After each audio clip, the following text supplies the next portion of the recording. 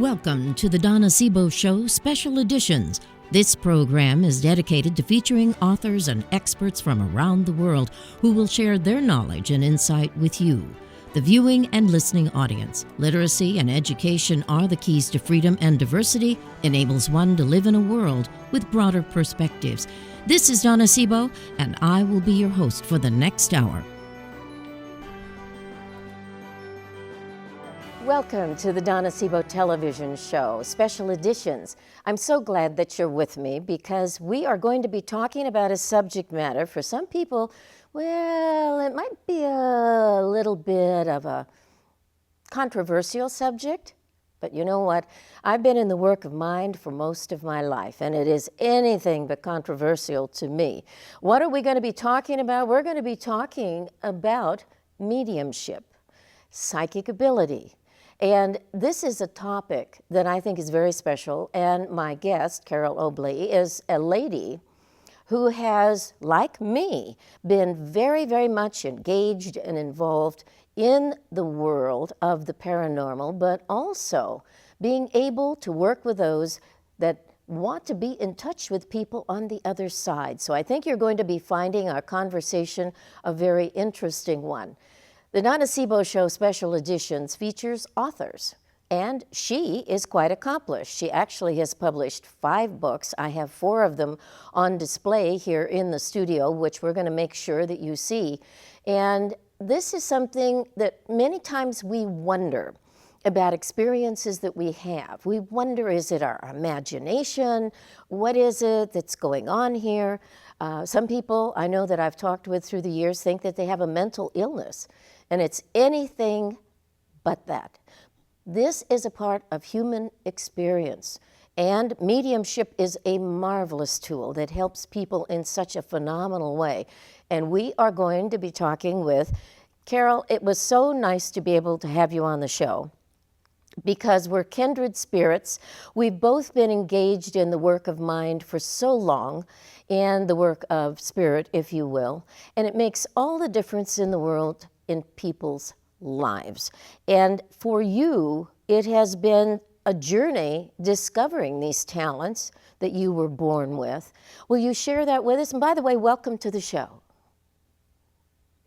Thank you, Donna. It's wonderful to be here. I kind of fell onto the pathway of mediumship, and not until my late 30s. And so it's been about 30 years now. Well over 16,000 readings to this point. And I had some trouble before I came onto the pathway. And it's kind of like you hear about the wounded healer phenomena. And many of us on this pathway have had our own trials and tribulations in our life. And I'm certainly no exception to that. So I had a bout with addiction, and climbing onto this pathway really introduced me to spirituality.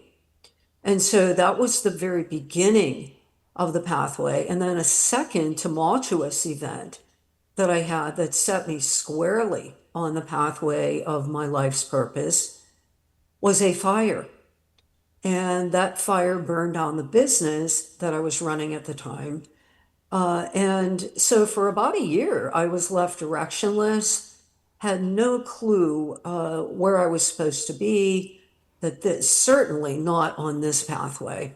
If someone would have told me this and that I was going to author to this point 5 books and be doing, many, many podcasts and be on national radio, I would have thought they were absolutely crazy because I could not perceive that at the time. But the pathway unfolded for me, and it started with a phone call from a friend who unfortunately is no longer with us, inviting me to a metaphysical center in a small town near where I live. And so I resisted that for several months. And then one day I woke up and I thought, I'm going to give that a try. And so I got dressed up and I went to this center. And there was a big emphasis at this center on hands-on healing. And I didn't know that prior, but when I stepped into the place, I instantly felt as if I had come home. Hmm. So from there, I took many classes, training in healing, spiritual healing, Reiki, which is another hands-on healing, and then went to a place called Delphi, which is near Atlanta, Georgia. And there I became certified in mediumship and immediately started doing readings for people. And from that day, I've continued on this pathway. And of course, my books are sort of logs of, what I personally have learned as a communicator with souls in spirit. And none of them are embellished. All of them are exactly as things have unfolded and what I have personally experienced. I think that that is very, very important to be able to document, to be able to record your experiences, because everybody has their own unique patterning with how they express themselves. And I think that this is something that for many people in today's world, when I started the work, I mean, you mentioned the psychic. If you were going to be on a radio show or a television show, you were going to really have to make, you might say, a sale to say, gee, this is what I can do. Because there was so much, and there still is, a great deal of misunderstanding. There's a lot of fear. There's a lot of ignorance. And I'm just so delighted that we're able to talk about this, because I have not, in my experience, ever found anyone that has not had intuitive experiences, I'll use that word, or experiences that have enabled them to start questioning in their own lives, just like you've done and I've done. We go, what is it? What is it? We don't understand it. So we have to find someone to talk with, or an environment that is going to be compatible, which is what you did. And I know that's what happened with me. So it's something that I think is very important. Now, I've got 4 of your books here, and I'm going to read off the title. It is I'm Still With You, which was done in 2008. And then you have in 2011, Soul to Soul Connection, 2019, Wisdom from the Spirit World, and 2024, The Art of Sensing. And each of these books has an orientation that is from your direct experience, which I think is great. I think it really is good, because it is something we need to educate people about. What motivated you to write your very first book? Well, it's sort of humorous because I resisted that with all my might. I did not want to write a book, despite having a degree in English from the University of Pittsburgh. Um, I had no interest in writing a book. However, what happened was Spirit was speaking to me through other people. One of them, a DJ, a host on a local morning show here, and I was on his show, high listenership. And he said to me privately, "You need to write a book." And I said, "Okay, I really don't want to write a book." And so it was just the message was planted, that seed had been planted in my consciousness. And then there were others, just ordinary people, that would say to me, you have a lot of wisdom and you have a lot of experience, particularly being a communicator, for those, who maybe can't hear or see or perceive, and to help people with that connection, that bond of love with their loved ones who have passed over. So, I heard this for maybe about a year, and then finally, and this is kind of funny too. I did not know how to work the Word program on my computer way back in, the early 2000s. So I took a course at my local community college to learn how to operate and navigate within the Word program. And, after going through that, then I thought, well, I've already put some time and effort into this. Let's give this a shot. And so my first book is called Embracing the Ties That Bind, Connecting with Spirit. And that book, it still sells today. It was published in 2003. And it's really a metaphysical handbook. There are 14 chapters in there, everything from the chakra, the energy centers, and in the human being, to connecting with spirit guidance, the nature of the spirit world, manifesting abundance and prosperity. But it wasn't an easy journey, Donna. It was not an easy. I can recall times I wanted to pick up my laptop here and toss it out the window. Been there, done that. Didn't toss it out the window though, but I know exactly how you feel. Yes, absolutely true. So a really intriguing phenomena happened during the writing of that book, of my first book, Embracing the Ties That Bind.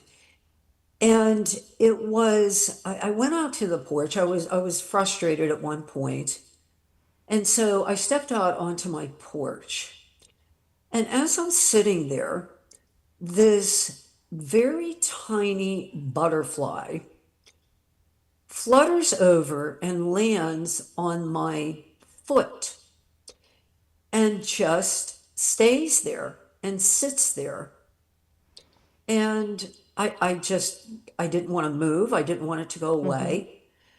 And it stayed there for the longest time. And I considered that a synchronistic message from a higher source, whatever your term for that is, spirit, God, the divine, doesn't matter. It's all the same thing. And I thought, this is a sign for me that I'm on the right pathway here. And it was also reassuring and encouraging. And all of my books, except I'm Still With You, have the butterfly on the front cover. The butterfly representing transformation, liberation of the soul from the body. And I have it on my business cards as well. So at that point, I knew that I had to continue with the journey. And so everything's come, once I learned the ropes, and that's what we have to do as writers, is to sort of learn the flow of writing. And it takes an enormous discipline, as I'm sure you're aware of. And being at the computer every day, or you lose the continuity of writing. So that's how my personal writing journey began. I think it's important for us to share what we go through when we're writing, when we're putting something together. And I'm sure there are so many people that are going to hear your story and say, I do not want to write this, I don't want to write that. And doing my radio show that I interview well over 300 people a year. So I've interviewed well over 10,000 people in my 24 years of programming. And invariably, they will say, I didn't ever think I would put out a book. I didn't ever think I would be willing to share my story. But what I find so interesting is that when people write, when they share their stories, for many, it's as if there's a release. There is something maybe that has burdened them for a long time. Maybe they felt guilt or shame or whatever, but they've had some very special experiences. And once they put it down in writing and it's in a book, it's like it's magic. Something happens with them. And then they get excited, and many go on to write multiple books, never expecting that is going to happen. And I know that's happened with me.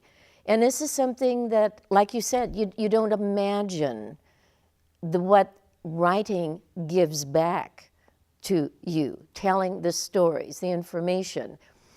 Now, one of the things, because we're talking about the psychic area, the spiritual area, you have been in that positioning of being a medium.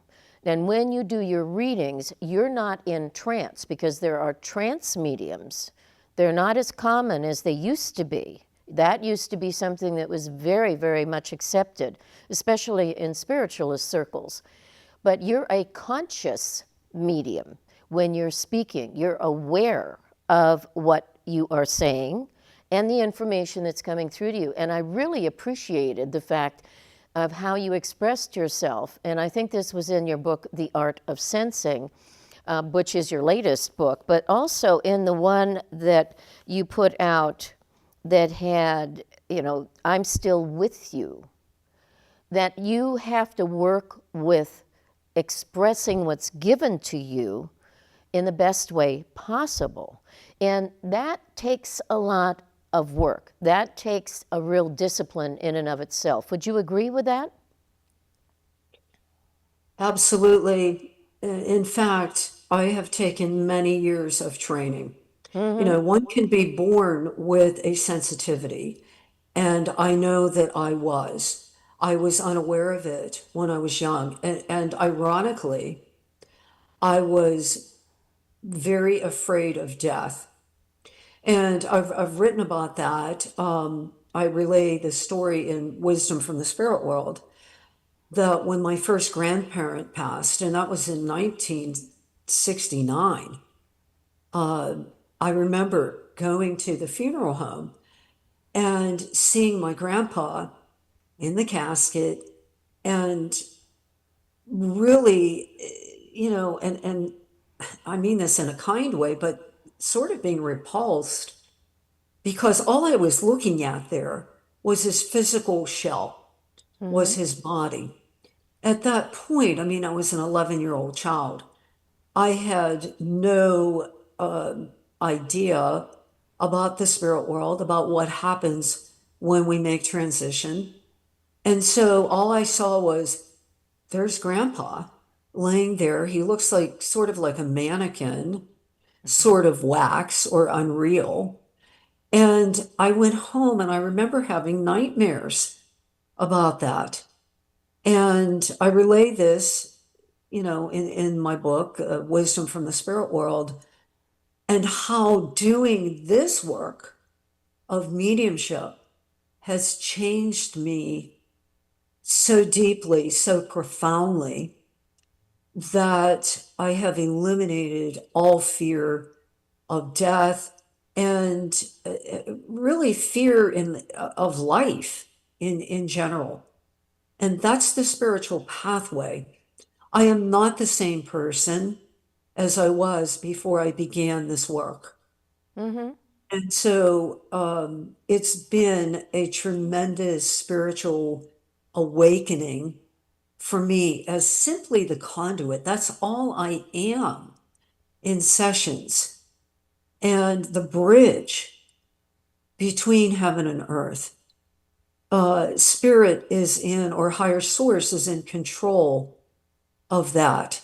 And so my latest book, The Art of Sensing, the second section is titled Surrender. And that's what I do each time that I do a reading, is I have to get my own ego, my rational mind, out of the way and surrender to what the experience is so it can arise organically. I think, and your fourth book, a recent book, The Art of Sensing, I really appreciated a lot of the information that was in there, because it's very, very much parallel to what I've been saying to people for years, that you're just a conduit. You use, I call it an information resource, and that when I know that I'm working with people, I tell them, I want you to also make sure you record what is said, because your brain is working at such a speed that you're not really hearing everything that's being said. And in many of your stories about a lot of the people that you've interacted with, they'll even say, You were talking, and it absolutely made no sense to me at all. There are people that will say it's all wrong, and then all of a sudden, it can be 6 years later that someone comes up to you and says, I want to thank you. Do you know that what you gave me made sense, but I couldn't hear it? And it could be they were in grief, or maybe they were angry about a certain situation.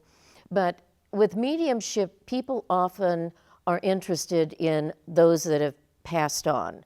And you have so many stories about families that have experienced the death of a child.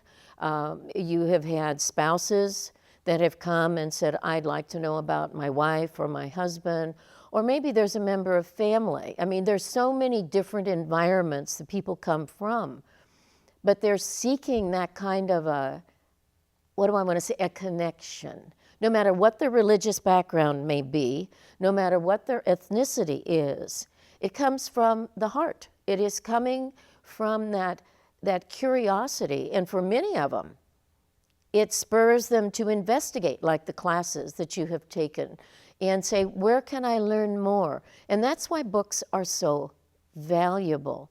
When you were doing number 5 book about sensing, I also appreciated the fact that when you were giving information to people, you would let them know they had to do the work, whatever was required, whatever was necessary for whatever reason, that they had to do the work. And that is something that people just don't always understand. Let's go into that a little bit. Yeah, I have never promoted mediumship as a cure-all for healing grief, for entertainment, for, simple curiosity. I consider mediumship one of the tools in a toolbox of spiritual evolution, growth, and we absolutely, each person has personal responsibility to find that light within. And so I've also done many years of teaching to simply reflect or guide. A teacher really can't give us anything. A teacher is simply a signpost, a guidepost for our own personal inner unique journey. And I'm always reminding people, you must, if you want to progress, if you want to feel better, here's the way. These are suggestions. You might want to go this direction. You can take it or leave it, but this is what I have personally found to be effective if we're speaking about grief, for people who are experiencing grief. And those who use the loss of a loved one, particularly, and Donnie, you had mentioned the loss of a child, which probably out of the loss of any loved one is probably the deepest wound for people. People are never the same again. And, but the people who use that tragedy, that deep wounding, that trauma, for something positive, a springboard, if you will, for not only their own healing, their own delving into who am I as an eternal being, as an eternal spirit, but also using it to help others who have also, lost a child, that have walked that pathway. And in reaching out to others, we are also helping ourselves. There is, it's a natural law. Whatever I give, I receive. Everything I give to myself. And that really shouldn't be the motivation for giving. It should come from the purity of the heart. But it is a natural law that whatever we give returns to us, and sometimes tenfold. So there is indeed something very healing and positive that can come from something very traumatic and very painful. But rarely, when we're in the midst of that, can we recognize that.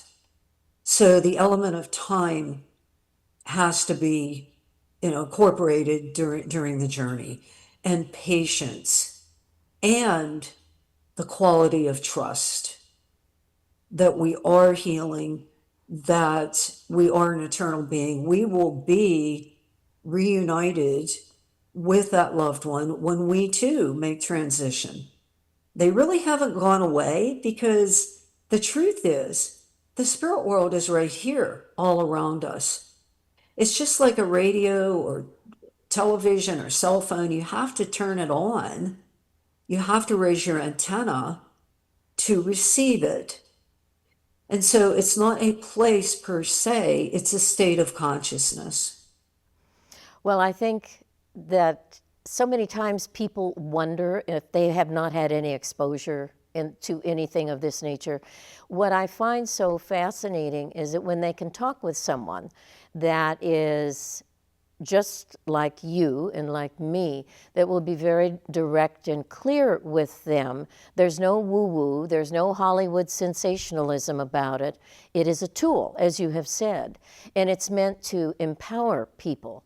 Well, you have all of this about fraudulent people, and of course every industry on this planet has fraudulent people, people that are going to be cons in one way or the other. But for those of us that are really dedicated to it, that's not the issue. That's not the issue at all, because we want to represent in the best way. And that is something, you mentioned the word trust, and that is very, very special. And that is something that many people, because of what they've gone through, they want to be able to communicate with someone that they feel that they can open their feelings about, because so many times people do not want to let their feelings out. I was talking with someone just a few days ago who was absolutely, all of a sudden just got, very, very emotional about certain things going on. And they apologized. They said, "Oh, I'm so sorry. That was rude of me," so on and so forth. I said, "No, you've got these feelings. You have to honor them, not stuff them down." And I think that's where mediumship, when it is demonstrated, allows for that freedom so that they can be in touch with who they are. Because so many times in today's world, people just stuff things down. They say, "No, I'm not supposed to feel like this. I shouldn't have anger. I shouldn't have this deep grief. It shouldn't be there. I've got to put on a mask." But that's something that, as you said earlier, is often the trigger that makes them, if they're open to it, say, "Let me explore this. Let me explore this side of the self," which I think is very, very important. Then I wanted to address something, and that is, and this I know you do in your books, but the idea of someone coming in, they say to you first thing right off the bat, "I know you're a psychic, I know you're a medium, I don't want anything negative." You don't give negative messages, do you? And, what's this versus the positive? This is something that I know you've experienced this. How did you respond to it? Yeah, over the years, over 30 years, there's been people who say, "I don't want you to tell me, for example, if someone's going to die." And I can tell you that the spirit world will not do that, except there is an exception. If somebody is already in transition or is very elderly, and the recipient of the reading already knows that, is sort of, yeah, I know that they're sort of on the edge. The spirit world usually will not give that sort of information. This is about upliftment, it's about healing. And, I've also been asked, sort of like on that same line, have I ever connected with negative souls? And the answer to that is, well, they were negative Some of them were negative or not so nice people when they were here in the physical realm. But the amazing thing, the astonishing thing that happens when they do come through, let's just take an example of a father who was a raging alcoholic and maybe very abusive to his children. And one of the children, comes for a reading. And my experience has been that father frequently, more often than not, this is without my knowledge, I do not ask any questions before I do a reading. I go in with a clean slate. I don't say, who do you want to connect to? A genuine medium should not do that. I simply, open my inner senses and let them know who I'm sensing. So when that father who is not so nice comes through in that reading, oftentimes one of the first messages that is communicated is one of forgiveness. And I mean, that soul and spirit who was not really nice when they were here, offering forgiveness, saying, I saw my life review. I saw how I treated you. I felt that. I felt what you felt when I would scream at you, when I would hit you, or whatever it might have been. And so that person, the recipient of that reading, I've had people that actually reject that. And they'll say, that doesn't sound like my father. And I'll say, well, it isn't as the father that you knew through his personality when he was here. But your father no longer has that particular personality. He is now spirit. And from the spiritual perspective, he is extending the olive branch and saying, boy, I made some very poor choices when I was there. And 15, 20, 25 years of resentment, of anger, of sadness, of depression can melt away with a message like that. And I never take credit for that. It's not me doing the healing. I am simply the bridge. And by the way, in those sorts of cases, I have a whole system of symbols that the spirit world works with me on. And a symbol is simply a shorthand, a visual shorthand for a more complex set of ideas. So in this case, for forgiveness, what I will see is a bended knee. And that indicates a sincerity in the apology. And I've seen that countless times. When somebody, and it's not just, somebody maybe that was alcoholic, it could be somebody who was a workaholic, a father who abandoned, a mother who abandoned children, at some point in their life. And upon passing, gets that life review and sees how the choices that they made when they were here affected others and how it harmed others. By the same token, we will also be shown the good that we did and how that affected other people. So we I get think the that's whole so important. we get the whole story. Yes, we do. We get the whole story. There are, in the human experience, so many variables, so many parts that can be a person's story when they're sitting in front of you and they are wanting to have answers. And it's been my experience, as you said, you have to disassociate. You do not make any judgments. It's not something that you're to make judgments about. Sometimes there is a lack of self-awareness that many times we are told to bring to someone so that they can understand whatever they might be going through, whether it's a death or some other series of circumstances, so that they know, number one, they're never alone, ever. There always is someone. I don't care who they are, where they are, their age, it doesn't make gender, it doesn't make any difference. We're never alone. And I feel that that's one of the biggest gifts that this kind of work brings to us.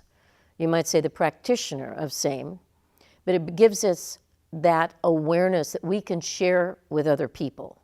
And it doesn't take away the positioning of responsibility. This is something where I've found there's more of a responsibility when you're in this work, because integrity and trust and clarity in communication is so very, very important. And that often is not understood by other people. There's this mystique, and often what I call the Hollywood image of, sitting with a crystal ball or whatever, and you've got a turban on your head, and you're supposed to look like something from outer space, and they come and they meet you, and you go, gee whiz, you don't look at all like I expected you to look like. So, you have these responses from people.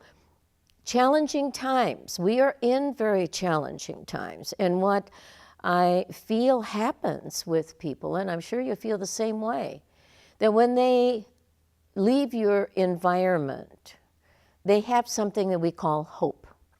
It's an awareness that, again, they're not alone. Share with me one of your favorite stories relative to that. Oh boy, there's so many of them. Well, let me just sort of give an umbrella impression that I have personally witnessed over 30 years of doing this work. I have witnessed people coming in, and I used to have an in-person office. Now I do all my readings, because I'm reading nationally and internationally at this point. I do them all on the phone or through Zoom. But when I had my in-person office, I would watch people walk into my office, their body posture defeated, maybe their head down a little bit, and just sensing their general demeanor of, sort of being hopeless or very sad. And in the course of, I do half-hour or hour readings for people. At the end of either of those, seeing the change in people, seeing them walk differently when they leave the office, seeing them smile, hearing them, feeling, I am extremely clairaudient. That's why I've done many, many years of radio and radio readings. Clairaudience simply means, audience means listening. So clair is clear from the French. And so it means hearing, and sometimes it can mean, usually through telepathy. But, when someone speaks, particularly when I'm in that space of doing a reading, there's all sorts of impressions that arise for me. So hearing the difference in the resonance of their voice after having a session. I continue to be astonished. Not so much today because I've been at this for so long, but certainly there are many, many examples of that. A recent one that comes to mind, just a very, to give a synopsis of it, was a lady who lost a daughter, and I had 2 phone sessions with her. And the daughter came through. She blended with me. That's what happens in mediumship. There must be a blending of that soul and spirit with my soul, or it wouldn't be possible to do mediumship. And her daughter said some things that absolutely made no sense to me as the conduit. And I thought, boy, I really hope this makes sense. Every once in a while, even at this point, I still will question, what did that mean? That just sounds so off the rails, that I hope it'll make sense to this recipient. So I heard back from this woman not long ago, And she actually made a journal of her experiences, part of it. The whole thing is about her relationship with her beloved daughter. Mm-hmm. But part of that was about her experience with me. And some of the things that were mentioned that I had absolutely no knowledge of, very specific things, brought incredible healing to this woman. And knowing 100% that it was her daughter speaking through my conduit. And there are so many examples of that. Validation of names. There are many names in the readings. Evidence.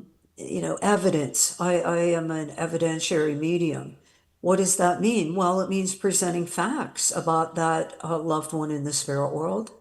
I can also mean presenting facts about the recipient of the reading, things that I would never know.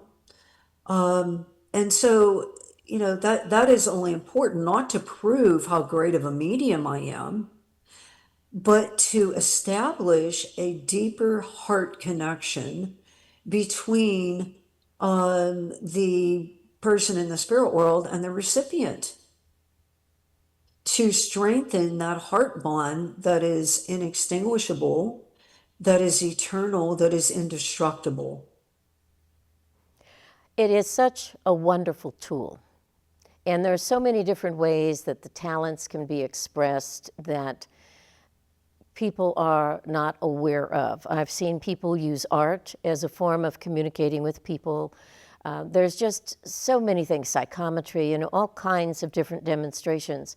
And I think that your books, each of them, and that we were discussing the art of sensing, but also the first one that you mentioned, which I do not have a copy of, but I'd like for you to mention that title when you can. But the first one is, in 2008, it was I'm Still With You.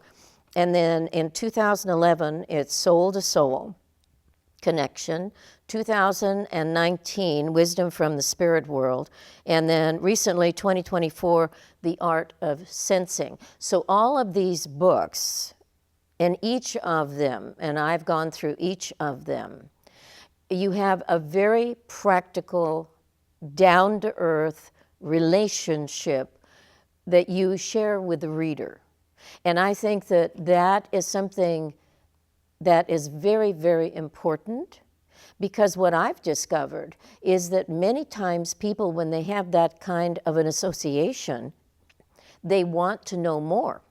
They want to say, all right, where can I go to find out more information? And you also have resources in the back of your books, and you also have different terms that are used. So like a teacher, that's what you've done. You have put things together in each of your books so that people know that there are resources that they can go to, and that these resources are meant to assist them in their exploration. It doesn't mean they have to follow exactly what you did or what anybody does that's in this work, but it allows them to know that there are safe places that they can go to and interact with, where they can find out maybe about their own intuitive skills.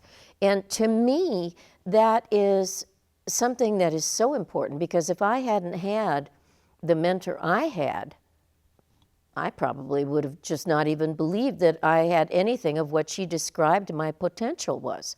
And I think it's that way with all of us in one form or another. It's really important for us to be able to communicate with other people, as this belongs to everyone. This knowledge, this awareness belongs to everyone. There's no exclusivity at all. And when someone like yourself and me and others dedicate themselves to this, it is because they want the openness of communication. And we've got quantum science now that is bringing forth so much information about multiple dimensions. I mean, all of these things that have been put into a label of being occult, when all occult means is the unknown. And so you have this. I think it's fabulous that in today's world we're able to discuss this And not to sensationalize it, but to make people aware that this is part of their natural inheritance. It belongs to them, just like it belongs to us. But we've chosen to make that our life's work. And in doing that, we present the opportunity to share with other people, which I think is great. Carole, with what you have done, and I know you came through some very, very difficult circumstances in that you've done a lot of training, and you go into a great deal of depth of that with your books. But I wanted to ask you, now as a mature woman, having been in the work for over 30 years, you have an awareness of life. How has this empowered you as an individual? What difference has it made in your life? What value has it given to you? I am a much more compassionate individual. I am much more service oriented. You know, the bottom line to this sort of work is service. And, you know, in the interest of transparency, I see, and I see a lot of other mediums in the United States, and what's going on, and the fees that are charged and all of that. And quite honestly, this work is not about becoming wealthy. Yes, it needs to be compensated, but the bottom line is about service to whomever. And so I consider myself sort of an employee of spirit, that when I wrote I'm Still With You, the second book with the hands on the front, I considered myself a spiritual reporter because, and I'm really dating myself on this, Donna, I sat there with headsets on and transcribed at my computer from cassettes, and those were from my readings. So, and I wanted to make it very, very real and very authentic. The only thing that's edited there is clarity. Sometimes I might have gone instead of yes. So I changed that to yes in the book. But it's made me much more patient, and really, really aware of the most important point and premise of The Art of Sensing, my latest book, that we are all unified, and that includes animals, Yes. as spirit. I did not ever feel that way or think that way before being on this pathway. And I think a lot of people have forgotten that, particularly with the extremely divisive nature of things that are going on right now. And so I really wanted to show my how what I've discovered through doing this work, that as you stated earlier, irrespective of gender, culture, race, religious background, we are all really underneath those externals. We are spirit. And that's our common bond. And we're all here to hopefully make this world a better place. So how the work has changed me is I want to leave something here when it's my time to go back to spirit. The books to me are my legacy. And leaving those that hopefully at some point in the future, people can still pick them up and gain something from them.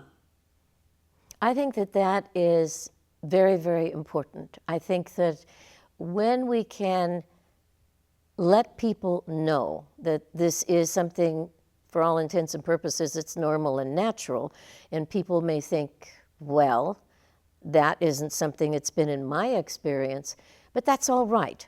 Somewhere along the line, we're going to, you might say, as you have said already, cross that bridge that is going to enable us to empower ourselves, not to live life with fear, but with an understanding that life is very precious.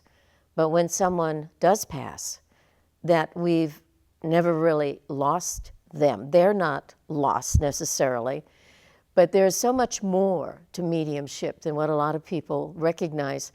And I'm always fascinated with the fact that people do not understand that to be able to do this work and to do it well takes a lot of discipline, and that we have an awareness of that discipline, and that discipline is first and foremost in our minds at all times, because it is that level of integrity and, I would say, personal trust that we want to share with people so that they know that they can have that same situation and that same feeling for themselves as well as for other people.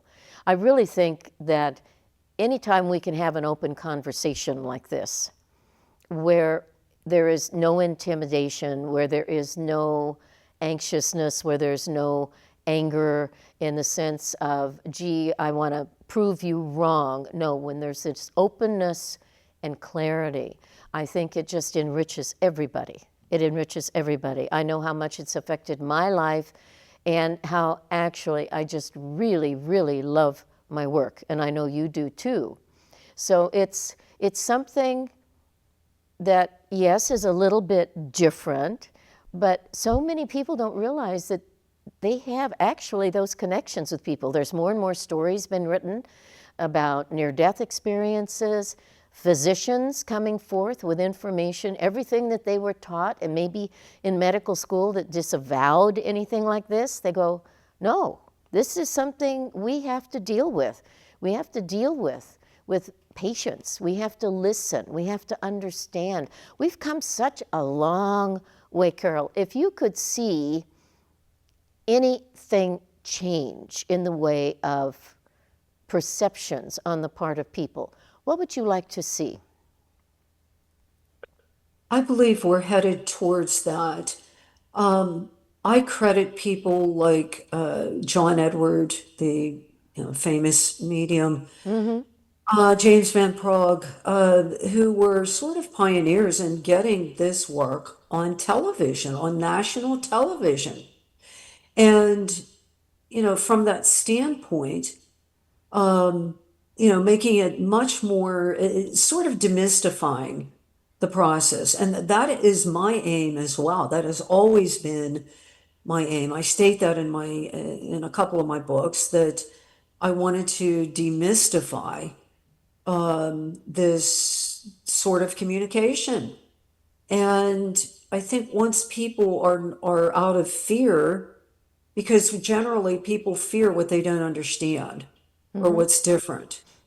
So my objective in a lot of my writing has been to show mediumship in a light of clarity, and to allow people to see it's not something evil. It's not something, like some religions have taught that, you're going to go down there if you partake of that.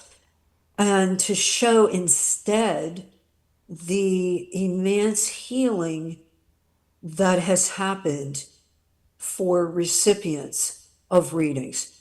And by the way, it's not just me. I mean, I never claim to heal anybody, but I am often telling people, you have equal access to your loved ones in spirit. And I tell them how they can do that. I've created workshops on how to connect with loved ones, using a photograph, journaling.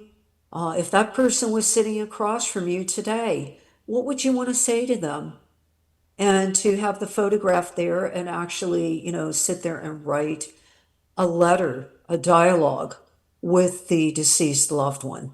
So this isn't about, well, I'm special, I'm on a pedestal. And by the way, I never ever use the word gifted. You will never hear me say that word about myself. It's not on my website. And the reason for that is because I am so incredibly cognizant of ego stepping into this work that I don't want to use anything that would seemingly elevate me above anyone else. This is simply what my pathway in this lifetime, what I've come here to do. I'm no better and no worse than anyone else. It's simply what I do. I But understand. people need to know that they too can Yes. make this connection.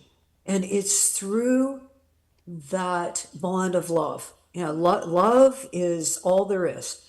That's what makes up every flower, every animal, every human being.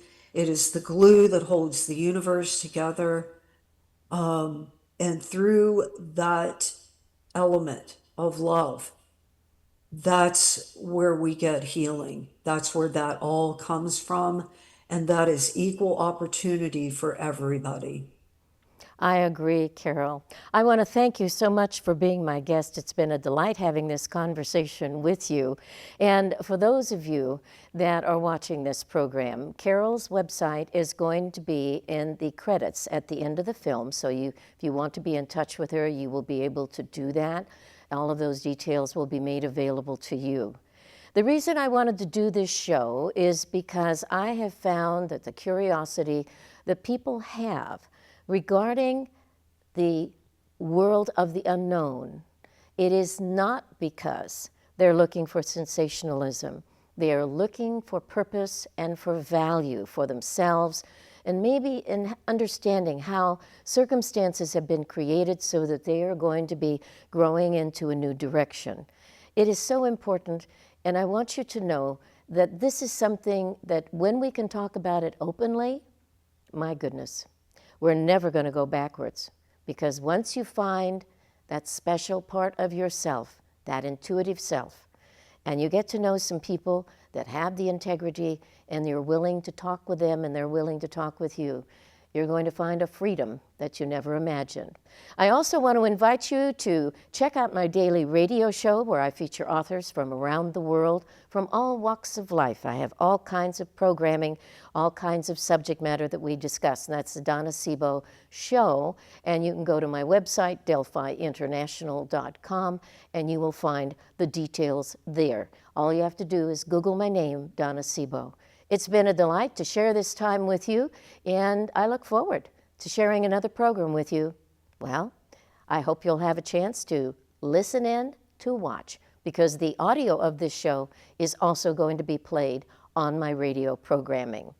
Take care, God bless, and remember always you're the master of your fate. You are the captain of your soul. Donna Sebo here. Bye for now.